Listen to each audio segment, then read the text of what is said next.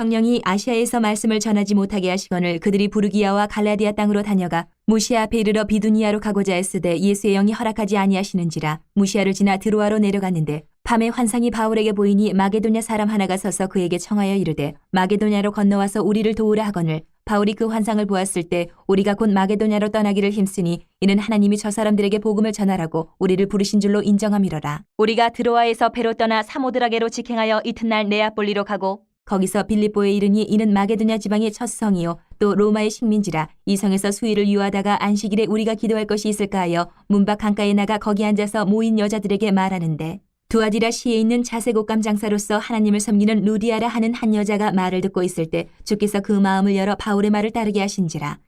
그와 그 집이 다 세례를 받고 우리에게 청하여 이르되 만일 나를 주 믿는 자로 알거든 내 집에 들어와 유하라 하고 강권하여 머물게 하니라.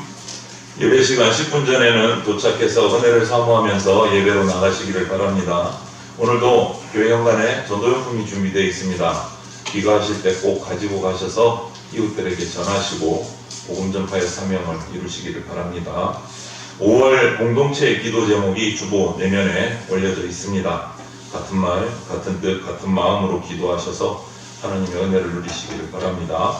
오늘은 어린이 주일이자 또 우리가 설립 예배를 드렸는데 이것은 우리가 또 잊지 않아야 될 것 같아서 우리 교회 예배당 헌당 기념주일이기도 합니다. 오늘은 그래서 이날을 우리가 감사하고 윤영부 예배 회복을 위해서 기도해 주시고 또 아름다운 예배당을 짓기까지 헌신하신 많은 일꾼들이 있습니다. 그분들 잊지 마시고 또 감사하시고 우리가 예배당에서 하나님께 온전히 예배 드릴 수 있게 되었음을 감사하시기를 바랍니다. 그래서 오늘 임종화 장로님께서 떡을 준비하셨어요. 그래서 감사하는 마음으로 같이 나눌 수 있기를 바랍니다. 오늘 오전 예배 이 시간에는 우리 교회가 또 기도하고 후원하고 있고 또 우리 재건교단 총회파송 선교사이신 박성률 선교사님과 함께 우리가 선교사역도 나누고 말씀을 듣는 시간을 이제 가질 겁니다. 박성률 선교사님은 목사님이시고 태국에서 지금 가족들과 함께 선교를 하고 계십니다. 자세한 내용은 이따가 선교 이야기 하실 때 한번 듣고 기도 제목을 가지고 기도해 주시면 감사하겠습니다. 그리고 5월달은 가정의 달이고 좀 집회가 많이 있고 기념일이 많이 있습니다. 그래서 5월의 기념일 특별 주일 예배 기억하시고 은혜를 사모하면서 감사 예배에 나오시기를 바랍니다. 지났지만 오늘 드리는데 5월 2일 목요일은 우리 지금 현재 우리가 예배드리는 이 예배당 헌당 기념일입니다. 89년 5월 2일입니다. 기억하시고 예배당을 더욱 우리가 귀하게 가꿀 수 있기를 바라고 첫째 주일 오늘은 어린이 주일이라서 정교인 연합예배로 드리고 다음 주일 둘째 주일 11일 주일은 어버이 주일로 역시 11시에 정교인 연합예배를 드리겠습니다. 이렇게 준비해 주시고 셋째 주일 18일 주일은 총회 전국 재건교회가 다 동일하게 지킵니다. 총회 교육주일로 지킵니다. 아마 설교도 거진 다 같은 설교를 하실 겁니다. 교육위원들 가운데서 이렇게 돌아가면서 설교안을 준비를 하는데요.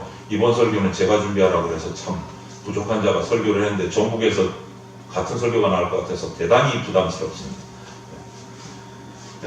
그리고 29일 목요일은 승천절입니다.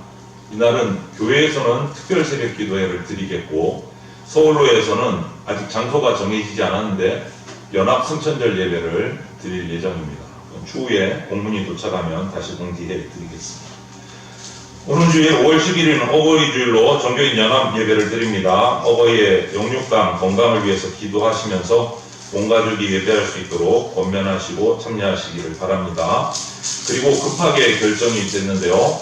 오늘 7일, 요번 주 수요일입니다. 요번 수요일 수요 예배는 재건총회 신학원에서 지금 목회자로 훈련받고 있는 전도사님들을 초대해서 함께 예배를 드립니다. 수요 예배를.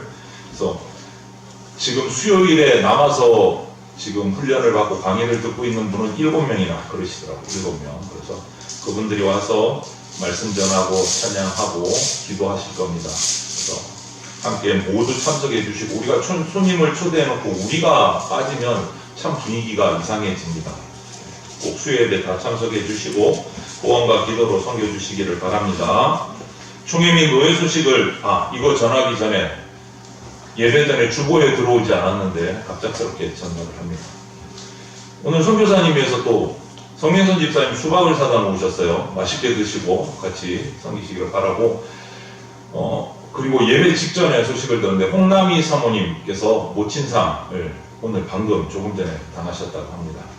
그래서 자세한 내용들은 좀 예배 마치고 들어보고 가능하면 내일 오전에 출발해서 이렇게 다녀오려고 합니다. 지금 얘기 듣기는 대구라고 합니다. 지금 이제 장례식장이. 그래서 혹시 참석하실 분들은 오늘 오후에 점심 식사하고 한번 알아보고 시간을 정해서 따로 알려드리도록 하겠습니다. 하게 되면 참석해 주시길 바라고. 총회 및 노예 소식을 전해드리겠습니다. 164회 재건 서울노예 정기회가 지난 주간에 은혜 가운데 진행됐습니다. 신임 노예 임무장들 아래와 같습니다. 노회장 김상원 목사님, 부노회장 권영삼 목사님, 최열기 장로님, 서기 한명신 목사님, 부서기 김대영 목사님, 회복서기 박웅남 목사님, 회계 김명덕 장로님, 부회계 우동원 장로님, 고시부장 김상원 목사님, 교육부장 저이고, 청년부장 김창수 목사님, 규칙부장 박철현 목사님, 장학부장 한용문 목사님, 전도부장 박웅남 목사님, 감사부장 장창호 목사님, 재정부장 최영길 장로님, 사회응급부장 김명덕 장로님입니다. 이들을 위해서 계속해서 기도해 주시고 노예가 각 부서별로 일들을 놓치지 않고 잘해서 노예가 각 교회들을 잘 섬길 수 있도록 기도해 주시기를 바랍니다. 이제 이 시간에는 우리 태국에서 선교하고 계시는 박성률 선교사님, 또 박성률 목사님 나오셔서 진정한 겸손이라는 제목을 가지고 말씀 전하시고 기도하시고 또 선교 보고까지 이렇게 해 주시겠습니다. 우리가 마음을 활짝 열고 말씀을 받아들이시기를 바랍니다.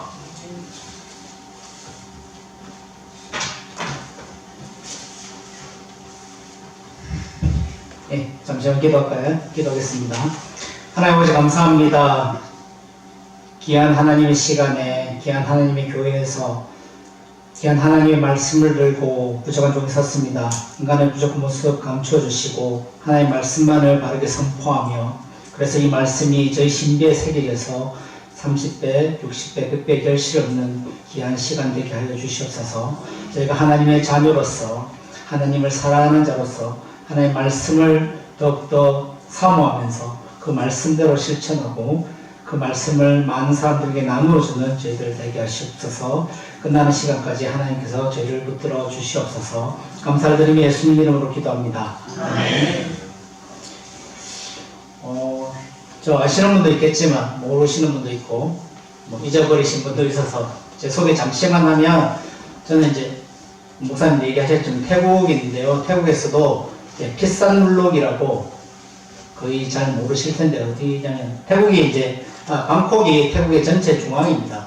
그리고 치앙마이라고 들어보셨을 텐데 치앙마이는 북쪽 끝에 있는데 저희 피산룰록 지역은 그 중간에 있습니다. 그러니까 방콕에서 차를 타고 5시간 이 정도 가야 되는 그런 지역입니다. 딱 치앙마이하고 중간에 있거든요. 그래서 한국에서 오시려면 비행기 5시간 타고, 그러니까 봉고 5시간 또 타고 이래 와서 한 12시간 정도 이래 오면 오실 수 있는 그런 지역에 있습니다. 저는 2014년 11월에 이제 나가서 이제 10년 조금 넘었죠. 그리고 재건 총회 파송 선교사이기도 하면서 예술전도단 YM 선교사이기도 합니다. 더 자세한 사항은 좀 기도 편지나 나중에 이제 볼 영상을 통해서 좀 더 보기로 하고요. 제가 부산에서 생활하고 있기 때문에 말투에서 느껴지는 제가 부산 토박입니다. 부산에서 자라서 모든 공부를 부산에서 했는데, 그래서 연고도 부산에 있습니다. 그래서 부산에서 대전에 오는 것도 이제 재작년에 대전에 오기 처음 왔습니다. 여행도 별로 좀 안 좋아하고요. 선교사가 여행 안 좋아한다는 게 좀 이상하지만, 그래서 대전도 처음 왔고, 제가 이제 올해 있어도 보통 이제 애들 방학이 기간이라서 이제 학기가 다르거든요. 3월에서 5월 사이에 보통 제가 오면은 애들하고 같이 오는데, 한 2달 정도 있어서 오래 있는데 이렇게 생각하실 수도 있는데, 교회들은 어떻습니까? 보통 주일날 가야 되잖아요. 그래서 도와주시는 분 이제 교회를 가다 보면 이제 가야 할 교회가 더 많은 실정입니다. 그러니까 갈 수 있는 교회보다. 그래서 이제 대전교회도 이제 저희 애들이 너무 좋아서 또 오고 싶어 했지만, 이제 이제 가야 될 교회가 많아가지고 아 이번에는 못 오겠다 이렇게 생각하고 목사님한테 연락도 안 드렸는데 또 이제 또 연락이 오셔가지고 또 제가 연락이 오면 순종하는 마음으로 가겠다 이런 결심을 원래 다 먼저 오시는 분들하고 이렇게 했었거든요. 그러니까 저는 이제 다음에 오겠다 이렇게 계획을 했었는데 이렇게 또 오게 돼서 참 이런 일이 있을 때마다 하나님의 인도는 우리 개인의 계획이나 개인의 결심보다 참 놀랍고 알뜰하면서도 모르는 게 하나님의 인도가 아닌가 이렇게 생각이 듭니다. 오늘 말씀에 나오는 사도 바울은 어떠했겠습니까? 사도 바울이 원래 어떤 인물입니까? 예수님을 믿는 사람들을 잡아 죽이는, 그들을 죽이고 앞장섰던 인물이 사울이었죠. 그 사울이 어떻게 되었습니까? 다메섹 도상에서 예수님을 만나서 바울로 바뀌는 아주 놀라운 역사가 있었습니다. 어떻게 보면 성경에서 하나님의 가장 큰 인도하심을 받은 인물이 바울이 아닌가 이렇게 여겨집니다. 너무 큰 인도하심이 있었죠. 여기 계신 분들도 다 인도하심을 받았겠지만 사도 바울만큼 이렇게 강력한 인도를 받은 인물도 드물 것입니다. 그래서 오늘 말씀에서 이 사도 바울이 어떻게 합니까? 하나님께서 인도하는 방식이 너무도 다양해서 그렇게 강권적으로 역사하시면 계속해서 역사하시면 좋겠지만 또 다른 방식으로 또 역사하시죠. 오늘 말씀에서 이제 사도 바울이 어떻게 합니까? 이제 아시아 지역으로 말씀을 전하려고 하고 있죠. 처음 전하는 것이 아니라 저도 여행 한번 갔다 오고 이제 새로운 마음으로 다시 팀을 꾸려가지고 아시아 지역으로 전도하려고 가려고 합니다. 얼마나 그 마음속에 열정이 가득했겠습니까? 성령 충만하고 그리고 너무도 신실한 사람이 사도 바울입니다. 많은 회의도 했을 것이고 많은 준비도 했을 것입니다. 근데 오늘 말씀에 보면 뭐라고 얘기합니까? 6절에서 뭐라고 얘기하고 있죠? 6절에서 보면 성령이 아시아에서 말씀을 전하지 못하게 하시거늘 이렇게 말씀합니다. 그리고 또 한 번만 그런 게 아니라 7절에서는 뭐라고 해야 합니까? 예수의 영이 허락하지 아니하시는지라 이렇게 말씀합니다. 성도님 이 장면이 이해가 되십니까? 좀 전에 말씀드렸지만 사도 바울이 얼마나 신실한 사람입니까? 얼마나 성령 충만하고 열정이 가득한 사람입니까? 그럼 그가 얼마나 많이 준비했겠습니까? 얼마나 많이 기도했겠습니까? 얼마나 많이 준비하고 기도하고 이렇게 했는데 그것을 예수의 영이 성령이 허락하지 아니하셨다 말씀합니다. 사도 바울이 어떤 죄를 지어서 그런 것이 아니라 오늘 말씀은 뭐 그런 얘기가 전혀 없죠. 우리가 어떤 일이 맡길 때 우리 자신을 돌아보면서 내가 제약 가운데 있는지 먼저 돌아봐야겠지만 오늘 말씀 속에 사도 바울은 그런 제약 같은 장면이 있는 것이 아닙니다. 여호수아가 가나안 정복할 때 아간의 범죄를 해서 막혔던 적이 있지만 오늘 말씀에서 그런 것이 전혀 없죠. 전혀 그런 얘기가 없습니다. 그런데 열정을 가지고 최선을 다해서 전도하려고 하는데 전도는 어떻습니까? 하나님이 가장 기뻐하시는 그 일인데 예수의 영이 성령이 막으셨다고 허락하지 않으셨다고 말씀하고 있습니다. 성도님 여기서 우리가 무엇을 알아야 되냐면 우리가 아무리 신실한 사람이라 할지라도 우리가 아무리 기도의 사람이라 할지라도 우리가 아무리 성령 충만하다 할지라도 잘못된 판단을 할 수 있고 실수할 수 있다는 것을 오늘 말씀에서 먼저 깨달아야 한다는 것이죠. 내가 성경을 아무리 많이 보고 교회 생활을 아무리 오래 하고 정말 교회의 모든 돌아가는 것을 알고 성경의 모든 것들을 다 안다 할지라도 나는 실수할 수 있고 때로는 하나님 뜻과 나의 뜻이 다를 수 있다는 것을 인정하며 나아가는 그런 모습이 우리 안에 먼저 선행되어야 한다는 것입니다. 그런 마음 없이 내가 교회를 오래 다녔으니까 내가 말씀을 너무 잘 아니까 내 소견에 오른 대로 이런 모습을 살아가면 하나님의 뜻과는 전혀 다르게 살아갈 수 있다는 것입니다. 우리가 이렇게 생각하면 어떻습니까? 사도 바울 정도 되면 실수하지 않아야 되는 거 아닙니까? 그를 통해서 수많은 이적이 나타나고 그를 통해서 많은 사람들이 하나님께로 돌아옵니다. 그런 그가 실수한다는 게 말이 됩니까? 그가 오랫동안 준비했고 계획했던 일이 막힌다는 것이 말이 되지 않지 않습니까? 그런데 오늘 말씀에서는 막으셨다 이렇게 얘기합니다. 가장 좋은 일, 주님이 가장 기뻐하시는 복음을 전하는 일인데도 불구하고 주님이 막으셨다는 것이죠. 왜요? 더 좋은 길로 인도하고자 해서 하나님께서 그것을 막으셨다는 것이죠. 대전장로교회에서도 어떻습니까? 수많은 하나님의 일들을 했을 것입니다. 그런데 때로는 어떻습니까? 막히는 일이 있었을 것이고 앞으로도 막히는 일이 있을 것입니다. 오랫동안 준비했는데 갑자기 막으실 수 있다는 것이죠. 그것을 우리가 먼저 인정해야 됩니다. 그것이 우리가 하나님 앞에 나아가는 겸손이라는 것이죠. 내가 아무리 지식이 많고 내가 아무리 경험이 많다 할지라도 그런 모습들이 하나님 앞에 겸손으로 나아가지 않으면 하나님을 하나님을 인정하고 우리가 말씀으로 천지 만물을 지으시고 부활하셔서 살아서 역사하신 그 하나님을 우리가 인정한다면 우리가 성도라면 나의 가장 작은 것 하나까지 잘 아시는 그 하나님이 나의 모든 것들을 바꿀 수 있고 이끌 수 있다는 것을 인정하며 나아가야 된다는 것이죠. 우리 안에 막힌 일이 있을 때 어떤 큰 일이 있을 때 겸손한 마음으로 나아가야 하는 것입니다. 오늘 말씀에서 가장 먼저 우리가 깨달아야 하는 것은 그런 모습이라는 것이죠. 두 번에 걸쳐서 하나님께서 막으셨습니다. 그때 우리가 어떻게 나아가야 합니까? 더욱더 겸손한 마음으로 나아가야 되는 것이죠. 그래야만 두 번에 걸쳐서 그 다음에 막으시고 그 다음에 어떻게 하십니까? 마게도냐 환상을 하나님께서 보여주십니다. 겸손한 모습이 사도 바울에게 없었다면 그 환상이 나타났을 때 어땠겠습니까? 다른 길로 갔을지도 모른다는 것이죠. 하나님 뜻과는 다르게 판단해서 다른 모습으로 나아갈 수도 있었다는 것입니다. 그런데 사도 바울에게 하나님 앞에서 겸손으로 더욱더 나아갔기 때문에 그 마게도냐의 환상이 나타났을 때 바르게 판단해서 갈 수 있었다는 것이죠. 제가 한국에 들어와서 한국에 있는 여러 가지 뉴스도 보고 외국에서도 봤습니다만은 한국 사회, 한국 교회도 너무도 많이 분열되어 있죠. 누가 그런지 정확하게 잘 모르겠습니다. 근데 한 가지 두려운 것은 무엇이냐면 마게도냐 환상을 보고 사도 바울은 바른 판단을 했지만 그 많은 지도자들이 겸손하지 못해서 하나님께서 말씀을 주시는데 하나님께서 환상을 보여주시는데 하나님과의 뜻과는 다르게 판단하면 그것만큼 두렵고 무서운 일이 없다는 생각을 했습니다. 누군가는 하나님 뜻과는 다르게 선포하고 살아가는 그런 많은 지도자들이 있다는 것이죠. 우리가 깨달아야 되는 것은 무엇입니까? 우리가 말씀을 아무리 많이 보고 기도를 아무리 많이 하고 예배를 많이 드린다 할지라도 우리는 부족한 점이 많고 우리가 실수할 수 있다는 것을 먼저 알아야 된다는 것이죠. 주 안에서 겸손해야 하는 것입니다.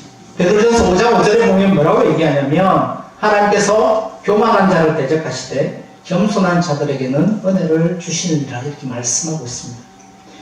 미가서 6장 8절에서도 뭐라고 얘기하냐면 여호와께서 내게 구하시는 것은 오직 정의를 행하며 인자를 사랑하며 그리고 그 다음 뭐라고 얘기합니까? 겸손하게 내 하나님과 함께 행하는 것이 아니냐 이렇게 말씀하고 있습니다.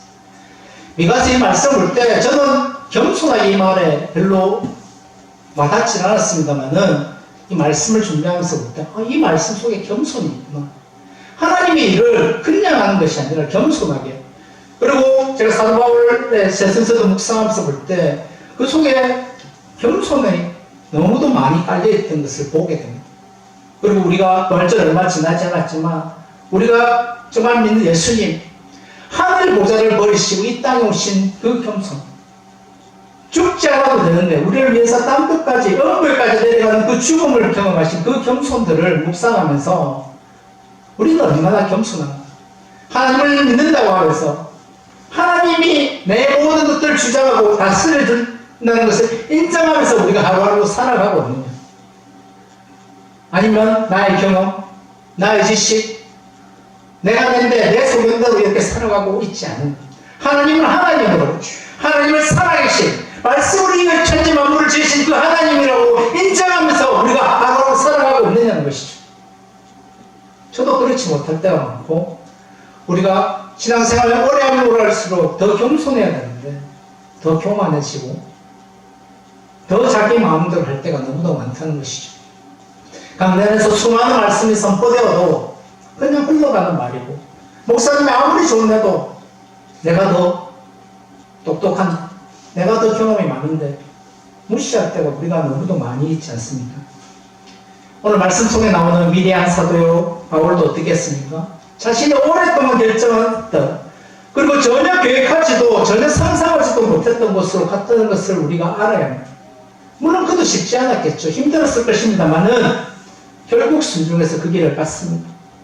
하나님께서 우리에게 계속해서 사인을 주시고 하나님께서 인도하실 때 한 번만 인도하시는 경우는 거의 없습니다. 계속해서 인도하시고 계속해서 말씀을 주시고 사인을 주시면 어떻게 해야 됩니까?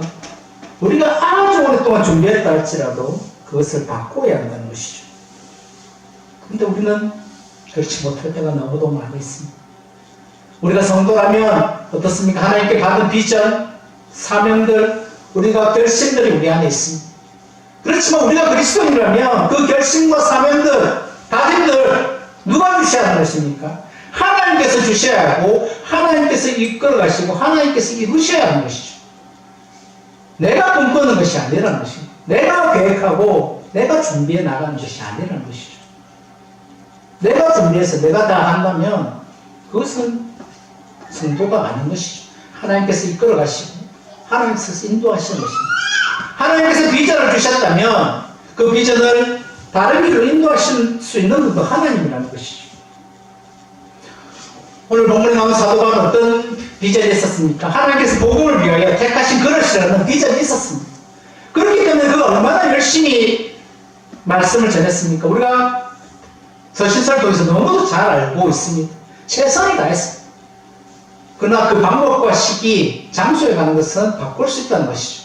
아니, 하나님께서 그 모든 것 하나하나까지 간섭하고 바꾸고 인도하실 수 있다는 것입니다. 그것이 우리가 믿는 하나님이라는 것이죠. 그런데 우리는 그거를 말로는 고백하지만 삶에서 적용하며 실천하지 않을 때가 많이 있다는 것이죠. 비전이기 때문에, 사명이기 때문에 바꿀 수 없는 것이 아니라 하나님께서 인도하시면 그 모든 것들을 바꿀 수 있는 것입니다. 저도 이제 10년째 선교 사역을 하고 있지만 제 비전 원래 다른 것이었습니다. 근데 하나님께서 계속해서 사인을 주시고 환경으로 이끄시는데 제가 성도인데 제가 하나님의 자녀이고 목사인데 제 생각과 제 비전이라고 그 길을 가면 그게 말이 되겠습니까? 그것은 안 되는 것이죠. 사도 바울도 어땠겠습니까? 자신이 오래 계획하고 준비했다고 이게 하나님이 가장 기뻐하시는 일이라고 생각하면서 자기 고집대로 나아갔으면 어떻게 되었겠습니까? 열매도 없었을 것이고 열매가 있었다 할지라도 곧 시들고 말았을 것이라는 것이죠. 성도 여러분, 우리의 모든 것들을 하나님이 인도하시고 이끌어 가실 수 있고 그렇기 때문에 우리가 가지고 있는 모든 생각과 행동들이 지금 잘못되었다고 얘기하는 것이 아닙니다. 그런 것들을 하나님께서 인도하고 수정할 수 있다는 것을 우리가 알아야 해요. 그것을 인정해야 되는 것이죠. 그런 마음이 우리 안에 있어야 되는 것입니다. 그것이 하나님이 원하시는 진정한 겸손이라는 것이죠. 최근에 그 태국에서도 어떤 일은 지진이 크게 일어났죠. 그리고 한국에서도 계속해서 산불이 나고 있는 것도 우리가 보게 됩니다. 저는 이런 장면들을 보면서 그리고 한국 교회가 이렇게 분란이 있는 것들을 보면서 하나님께서 지금 이 상황 속에서 우리에게 바라시는 것은 무엇일까 이렇게 묵상해 보았습니다. 저는 다른 건 잘 모르겠지만 하나님 앞에서 겸손해야 한다는 것이죠. 먼저 나아가야 될 자세가 겸손이라는 것이죠. 이 시대가 과학과 기술이 너무도 많이 발달해서 못하는 게 없는 세상에서 우리가 살아가고 있는 것 같지만 산불에도 대처를 잘못해갖고 수많은 사람들이 죽고 수많은 사람 재산 피해가 나지 않습니까? 지진에도 대처를 못해서 많은 사람들이 죽고 이런 것들을 보면서 정말 우리가 하나님 앞에서 겸손해야 되겠구나. 하나님 앞에서 겸손하지 못해서 하나님 뜻을 바르게 판단하지 못해서 마귀들의 환상이 우리 안에 주어졌는데 그것을 바르게 판단하지 못해서 딴 길로 가게 되면 그것만큼 하나님을 정말 시원케 하지 못하는 그런 모습도 없을 것이고 그것만큼 개인적으로 두려울 수밖에 없는 것이죠. 완전히 반대의 길로 가고 있지 않습니까? 잘못 판단하면. 겸손의 모습으로 하나님께 나아가야 된다는 것이죠.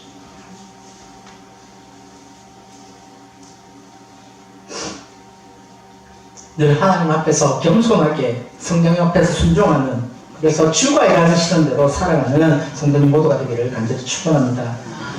오늘 말씀 12절 이후에 보면 어떤 말씀이냐면, 이제 사도 바울 일행들이 어땠습니까? 자신의 결정들, 자기가 오랫동안 계획했던 것들을 바꾸어서 이제 빌립보 지역으로 갔습니다. 그럼 얼핏 생각하면 어떻습니까? 내가 내 생각 버리고 하나님 뜻대로 이 길을 갔다. 그럼 어떻게 돼야 됩니까? 가자마자 전도문이 활짝 열리고, 가자마자 동력자들도 붙고, 모든 일들이 만사형통하고 풀려야 되는 것이 맞지 않습니까? 내 결정, 내 모든 것을 바꾸어서 갔는데 그렇게 돼야 된다고 우리가 생각하기 쉽습니다. 근데 오늘 말씀에서 보면 뭐라고 얘기합니까? 12절 13절을 보면 수일을 요하다가 안식일에 우리가 기도할 곳이 있을까 하여 이렇게 말씀합니다. 무슨 얘기입니까? 수일 동안 있었는데 기도할 장소조차 그들에게 주어지지 않았던 것입니다. 사도 바울이 얼마나 많이 기도하는 사람이겠습니까? 유대인들이 얼마나 기도를 중요하는지 우리가 잘 알고 있지 않습니까? 그런데 며칠 동안 있었는데 기도할 장소조차 없었다 이렇게 얘기합니다. 내 결정, 내 결심들을 다 내려놓고 하나님께서 순종하며 나아갔는데 일이 풀리지 않는 것입니다. 우리가 그리스도에서 이 땅을 살아가는데 신앙생활 잘하기 위해서 많은 것들을 포기하고 많은 불이익들을 감수하면서 살아가는데 때로는 그 길이 막힌다는 것입니다. 때로는 우리 안에 어려움들이 있다는 것입니다. 그럴 때 우리는 어떻게 해야 됩니까? 확신하면서 인내하면서 기다려야 되는 것이죠. 하나님께서 이끄시는 길이라면, 하나님께서 그것을 이끄신 것이 확실하다면 그 길을 힘들지만 어렵지만 그 길을 계속해서 가야 된다는 것이죠. 때로는 인내와 시간과 어려움이 우리 안에 주어지지만 그 길을 계속해서 가야 됩니다. 그런데 많은 사람들이 하나님의 길로 가지 못하고 그 어려움 속에서 세상의 길로 가서 세상으로 나아가는 것들을 우리도 많이 보게 됩니다. 제가 이번에 와서 많은 교회들을 돌아보면 한국 교회가 진짜 좀 쇠퇴했다는 것들을 많이 보게 됩니다. 동력이 약해졌다는 것이죠. 선교사 입장에서 볼 때 한국 교회가 정말 동력이 있을 때 정말 선교사역도 기쁘게 이렇게 감당하는데 많은 교회들이 힘들어하고 어려워하는 것들을 많이 보게 됩니다. 대전 장로교회는 유년부가 없지만 다른 교회도 어른들만 많은 교회들이 많이 있습니다. 동력이 상실됐다는 것이죠. 그 어려움들을 견디지 못해서 교회 안에서도 많은 것들로 빠져나가는 그런 것들을 많이 보게 됩니다. 그렇지만 우리가 성도라면 하나님께 받은 은혜, 하나님께서 주신 그런 비전들이 우리 안에 있다면 그 길이 힘들더라도 어렵더라도 그 길을 계속해서 가야 된다는 것이죠. 오늘 말씀에서도 보면 어떻습니까? 사도 바울이 전혀 계획하지도 않았던, 상상하지도 않았던 곳에서 하나님의 뜻에 따라서 갔는데 그 길이 막혔을 때 그들이 어떻게 합니까? 그들이 선택한 것이 무엇입니까? 돌파구로 삼은 것이 바로 기도였다는 것을 우리가 알아야 된다는 것이죠. 다른 어떤 것을 선택하는 것이 아니라 하나님 앞에서 기도할 곳을 찾으니까 오늘 말씀을 보면 그 모든 문들이 열리게 되는 것을 보게 됩니다. 진정으로 겸손한 사람은 기도하는 사람이라는 것이죠. 오늘 말씀을 보면 뭐라고 얘기하냐면 기도했으니까 그 역사가 일어났다고 얘기하지 않습니다. 기도할 곳을 찾기 시작하니까, 아직 기도 시작도 안 했습니다. 시작도 안 했는데도 보고 그 마음을 모아서 기도할 것을 강구하고 나아가니까 하나님께서 어떻습니까? 동력자 무디아를 고쳐주시고 그들을 통해서 복음의 역사가 일어나는 장면들을 보게 된다는 것이죠. 기도를 하는 그 마음들이, 시작들이 중요하다는 것이죠. 우리가 부활절을 앞두고 많은 교회에서 새벽 기도도 하고 밤에 모여서 기도하고 나아갑니다. 그리고 요즘 안 힘들다는 사람들이 없죠. 위기다, 어려운 순간이다 이렇게 얘기를 합니다. 또 목사님이 아마 그 책 얘기하셨을 텐데 너무 바빠서 기도합니다. 그런 책이 있죠. 그런 위기 상황인데도 불구하고 우리는 기도하지 잘 않는다는 것이죠. 기도를 이미 이제 부활절이나 여러 가지 통해서 시작했습니다. 그 기도 멈추면 안 된다는 것이죠. 어렵고 힘들다고 얘기하면서 말은 그렇게 합니다. 그런데 기도를 멈추는 그런 모습들이 우리 안에 많이 있습니다. 너무 바빠서 기도합니다 라는 그 책 제목처럼 힘들고 어려우니까 그 길을 어떻게 우리가 그냥 갈 수 있습니까? 기도하면서 나아가야 한다는 것이죠. 그리고 하나님이 이끄신 일은 결코 혼자하게 내버려 두지 않는다는 것이죠. 동력자를 보내주시고 하나님께서 그 하늘문을 열어서 부어주기를 기다리고 계십니다. 오늘 말씀에서도 기도할 마음을 갖고 기도를 시작하지도 않았는데도 불구하고 하나님께서 그것들을 부어주신 것이죠. 부어주시고 있는 것입니다. 나의 아버지 되시는 그 하나님, 나의 모든 것들을 아시고 내한테 가장 좋은 것을 주고자 하는 그 아버지께서 우리가 겸손한 마음을 하나님께 나아가기만 하면, 기도의 모습을 하나님께 나아가기만 하면 모든 것들을 부어주려고 기다리고 계시는데 우리가 그 길을 가지 않기 때문에 하나님께서 부어주실 수 없는 것입니다. 이 시간은 우리 자신을 한번 돌이켜봤으면 좋겠습니다. 내가 지금 하고 있는 일, 주님이 주신 비전들, 사명들, 결심들 다시 한번 하나님 앞에서 점검해 보기를 원합니다. 내가 바꿔야 할 것은 없는지, 혹시 내가 제약 가운데 빠져 있는 것은 없는지 우리 자신을 돌아보아야 한다는 것이죠. 우리가 언제나 어려운 순간을 선택해야 되는 것은 무엇입니까? 세상의 방식이 아니라 하나님의 방식이라 것이죠. 세상이 주는 지식이 아니라 하나님이 주신 그 지혜로, 하나님의 말씀으로 그것을 하나님의 방식으로 나아가야 하는 것입니다. 겸손으로 나아가야 하는 것입니다. 하나님이 바라시는 진정한 겸손은 무엇입니까? 늘 내가 부족하다는 것을 알고 처음 예수님을 만났을 때 그 겸손함이 우리 안에 혹시 사라져 있지 않는지 그것을 우리를 돌이켜 보아야 한다는 것이죠. 그리고 진정으로 겸손한 사람은 어떻습니까? 오늘 말씀에는 없지만 성경 전체를 보면 말씀을 가까이 하는 것이 사람입니다. 말씀을 그냥 가까이 하는 것이 아니라 그 말씀을 붙들고 그 말씀을 삶에서 적용하기 위해서 애쓰는 사람이 진정으로 겸손한 사람입니다. 그리고 진정으로 겸손한 사람은 어떻습니까? 오늘 말씀 마지막 부분 뜻이 기도하는 사람이라는 것이죠.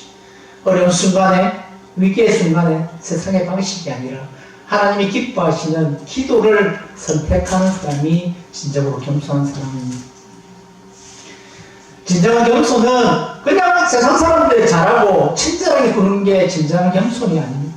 하나님 앞에서 하나님을 향한 먼저 진정한 겸손으로 나아갈 때 자연스럽게 세상 사람들에게도 겸손하게 나아갈 수 있게 되는 것입니다.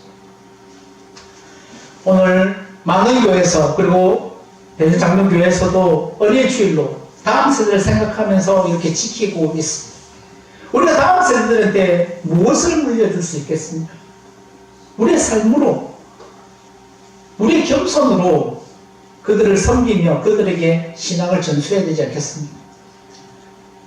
제가 선교지에 있으면서 가장 어려운 것들 중에 하나가 무엇이냐면 선교지를 바라보면서 태국이 지금 기독교 인구가 1%입니다. 1%인데 10년 전에도 1%고 아마 그 전에도 되게 약했을 것입니다. 그런데 그 놀라운 것은 무엇이냐면 태국의 복음이 우리나라보다 먼저 들어왔다는 것이죠. 뭐 불교 국가다, 왕이 있다, 그런 어려움들을 얘기합니다만 복음은 우리보다 먼저 들어갔는데 복음이 열면 어떻습니까? 한국이 훨씬 크죠. 그러면서 우리 선진들의 그 수고들을 보면서 참으로 감사한 마음들을 많이 느끼게 됩니다. 주의를 목숨처럼 지켰던 선진들, 그리고 헌금, 오늘 헌당한 것도 했지만 교회에 빛이 있으면 안 돼서 그렇죠. 수많은 자기 재물을 헌물을 드리고 11조를 드리는 그런 모습. 선교제는 주일 성수, 태국만 그럴지 잘 모르겠습니다만 주일 성수의 모습이 극히 어렵습니다. 환경도 어렵지만 목숨 걸고 주일을 성수하는 그런 모습이 없습니다. 헌금도 11조를 드리는 모습이 부족한 것입니다. 그런데 우리의 선진들은 그것들을 하면서 제사를 지내지 않기 위해서 집에서 쫓겨나는 그런 것들을 감당하면서 교회를 섬겼던 그런 모습을 돌이켜볼 때 참으로 한국교회가 축복받고 한국교회가 성장하고 한국교회가 수많은 선교사를 파송할 수 있었던 힘이 그런 것들 속에도 있다는 것들을 많이 경험하게 됩니다. 근데 지금 한국에 와서 보니까 뭐라고 얘기하냐면 초등학교에 이제 기독교가 4%라고 그렇게 얘기하더라고요. 이미 한국이 선교지기 때문에 선교사를 파송할 여력이 없다. 한국이 4%인데 어디에 선교사를 파송하겠나 이렇게 얘기합니다. 선교지에서도 지금 어떻습니까? 선교사가 파송되어서 많은 선교사들이 이런저런 이유로 이렇게 돌아갑니다. 나이가 들어서 은퇴하고 이렇게 갑니다. 근데 그 선교사를 제대로 감당하려면 어떻게 됩니까? 새로운 선교사들 계속해서 와서 빠져있는 선교사들을 보충해주고 아니면 더 많은 사람이 와서 1%에 불과한데 더 많이 와서 더 해야 되지 않습니까? 그런데 그런 동력이 없다는 것이죠. 서양 선교사도 마찬가지고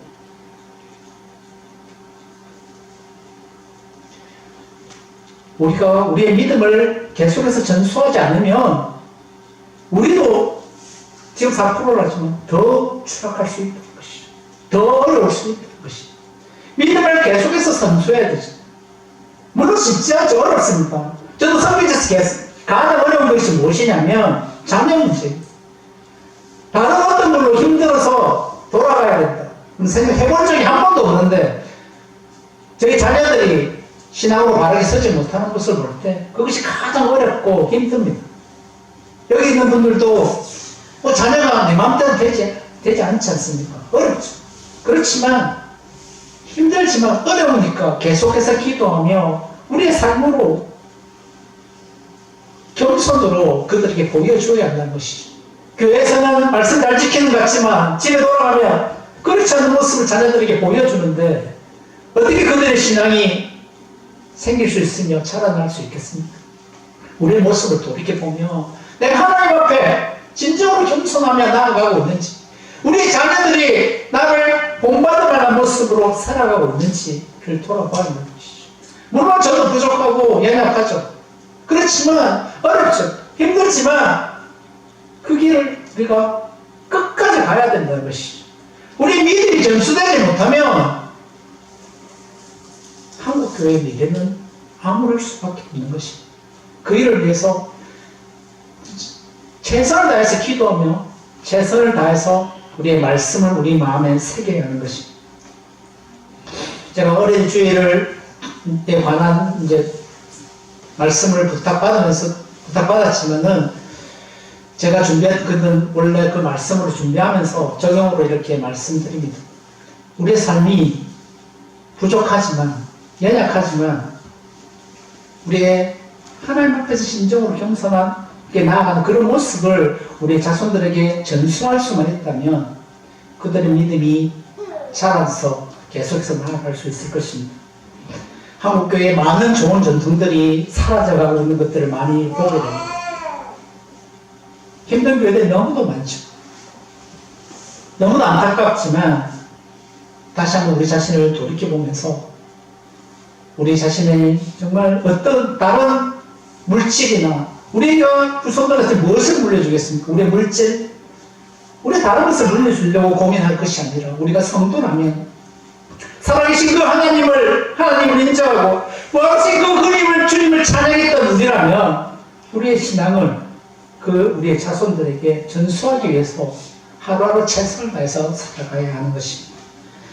겸손한 마음으로 하나님만을 찾고 하나님의 말씀을 의지하고 기도를 선택하는 그런 모습을 주님 오실 그날까지 겸손의 길로 살아가는 저와 성도님 모두가 되기를 이 말씀으로 간절히 축원합니다. 예, 잠시 기도하기 부족하지만 이 하나님의 말씀이 하나님의 저희 신비에 새겨져서 말씀이 삶에서 적용되고 실천되고 전수되는 귀한 은혜가 있게 하여 주시옵소서. 한국교회가 어렵고 교회가 어렵고 정말 힘들다고 환경이 어렵다고 우리가 불평만 하고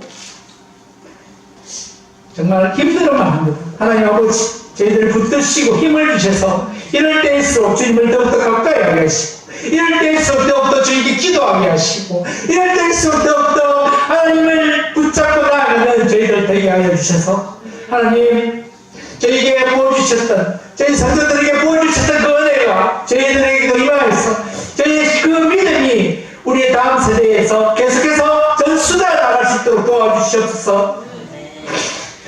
모세의 신앙이 여호수아에게 전수되었던 것처럼 우리의 신앙이 후손들에게 계속해서 전수되어서 정말 하나님을 기쁘시게 하는 하나님을 시원케 하는 그런 교회 그런 성도들 다 될 수 있도록 도와주시고 그 길을 가는데 어려움이 있겠지만 인내하며 기다리며 하나님을 믿고 참으며 나아가는 저희들 다 되게 하여 주시옵기로 합니다. 저희를 너무도 사랑하시는 그 하나님 사랑해 주셔서 지금도 역사하시고 모든 것들 다스릴 그 하나님을 하루하루 붙들고 하루하루 의지하며 살아가는 저희들 되게 하여 주시옵소서. 그래서 하나님께 감사하며 하나님을 찬양하며 하나님을 시원케 하는 저희 모두 되게 하여 주시옵기를 원합니다. 감사드리며 예수님 이름으로 기도합니다. 주를 찾는 모든 자들이 주로 말미암아 기뻐하고 즐거워하게 하시며 주의 구원을 사랑하는 자들이 항상 말하기를 하나님은 위대하시다 하게 하소서.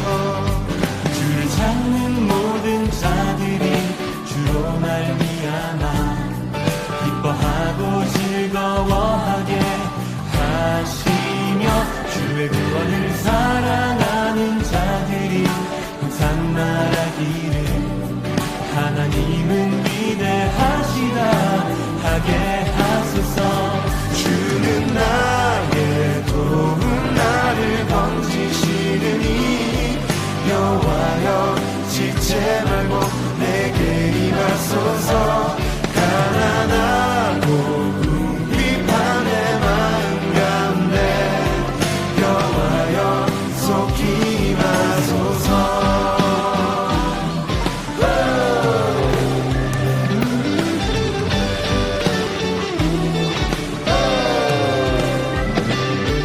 주를 찾는 모든 자들이 주로 말미암아 기뻐하고 즐거워하게 하시며 주의 구원을 사랑하는 자들이 항상 말하기를 하나님은 위대하시다 하게 하소서. 주는 나의 도움 나를 건지시느니 여호와여 지체 말고 내게 임하소서.